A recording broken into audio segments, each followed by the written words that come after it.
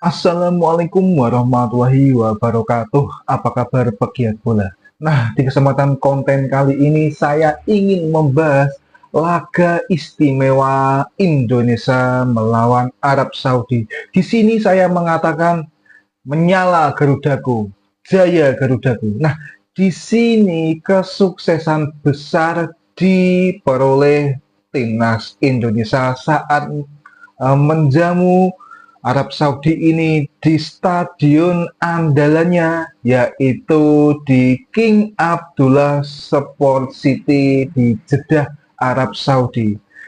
Di historinya Arab Saudi tidak pernah dikalahkan di stadion tersebut dan tidak pernah kalah dan selalu menang. Dini hari kemarin, Indonesia mencetak sejarah mengimbangi Arab Saudi di stadion tersebut. Nah, di situ adalah awal bagus untuk debut Indonesia di round 3. Karena di situ Indonesia mendapatkan poin 1 dan di klasemennya berada di nomor 3 setelah Jepang, Bahrain, Indonesia, Arab Saudi, Cina. Nah, di situ. Nah,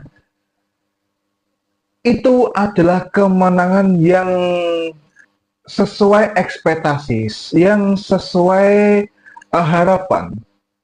Bahkan di babak pertama, Indonesia ini bermain sangat impresif sekali, sangat aktif sekali, sehingga di menit ke-17 atau 18 itu, si Wakaji yaitu si Gundul Ragnar Uratmangun bisa menjebloskan gol perdananya di gawang Arab Saudi. Jayo.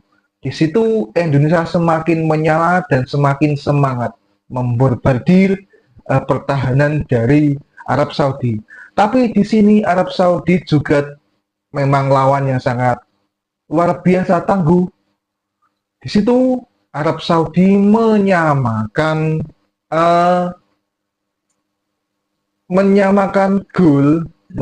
poin di tambahan waktu babak kedua. Dan tidak apa-apa. Dan di sini saya akan membicarakan terjadinya gol dari Wakaji tersebut, yang berawal dari kerjasama Ragnar Ulatmangun, Witan Sulaiman, dan juga Sandy Walsh. Ditendang oleh Ragnar Ulatmangun dan terkena Sandy Walsh, dan akhirnya bola berbelok arah dan terjadinya gol. Nah, itu. Dan akhirnya penonton bersorak-sorai, pihak dari Arab Saudi terkejut dengan gol tersebut. Tapi di sini di babak kedua Indonesia ini sudah kelihatan tempo serangannya itu menurun. Tidak tahu itu karena faktor cuaca yang terlalu panas atau memang intensitas serangan, pressure, dan juga komposisi dan juga positioning play dari Arab Saudi ini meningkat. Jadi pokoknya Indonesia di babak kedua itu mulai menurun intensitas menyerangnya, tapi tidak secara drastis menurunnya, tapi dia masih bisa menjaga pertahanan dan sesekali dia bisa melakukan counter attack juga. Nah, di sini ada sesuatu yang menarik dari dari penyelamatan penalti dari Martin Paes.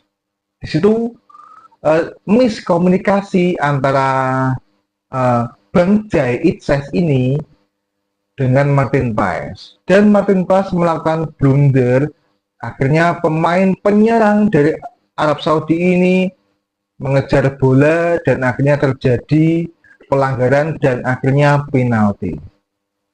Itu banyak orang yang tegang, banyak orang yang pesimis dan kecewa debut Martin Paes eh, dia malah melakukan blunder dan mengakibatkan penalti. Tetapi eh, seolah-olah bertanggung jawab dengan kesalahannya, Martin Paes ini dengan istimewa, dengan luar biasa menggagalkan penalti tersebut. Dan akhirnya timnas Arab Saudi ini gagal menghasilkan gol dan gagal memenangkan pertandingan. Itu menyala Indonesia dan akhirnya semangatnya tumbuh lagi, support dari penontonnya masih juga terdengar lagi, optimisnya, semangatnya menyala lagi. Nah itu. Dan laga yang lain yang menurut saya itu mengejutkan, yaitu antara laga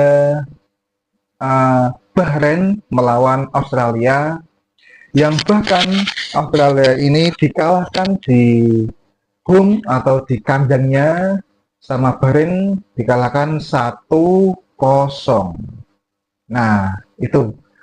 Dan yang pertandingan yang lainnya juga, laga antara Jepang melawan Cina itu dengan kemenangan Jepang yang istimewa, yang luar biasa telak, yaitu 7-0 tanpa balas. Nah, di sini akhirnya klasemennya yang pertama yaitu Jepang, yang kedua Bahrain, yang ketiga Indonesia, yang keempat Arab Saudi, dan yang kelima yaitu Cina.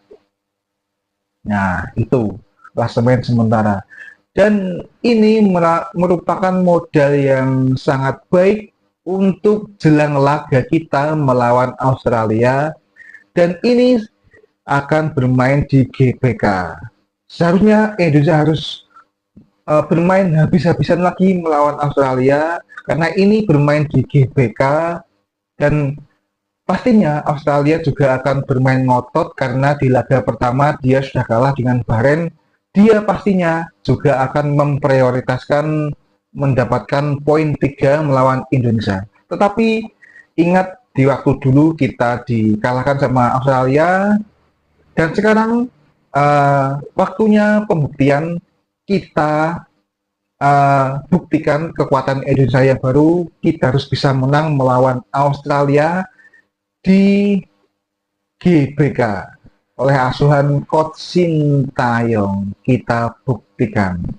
Nah, ini yang membuat saya sangat luar biasa.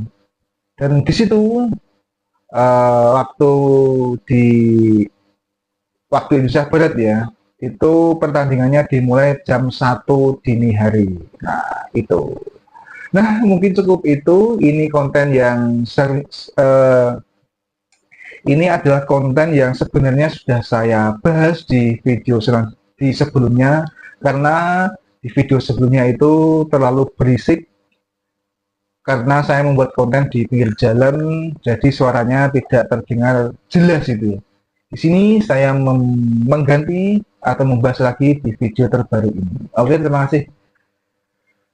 Mungkin cukup itu yang ingin saya bahas di konten ini. Wassalamualaikum warahmatullahi wabarakatuh. Salam pegiat bola.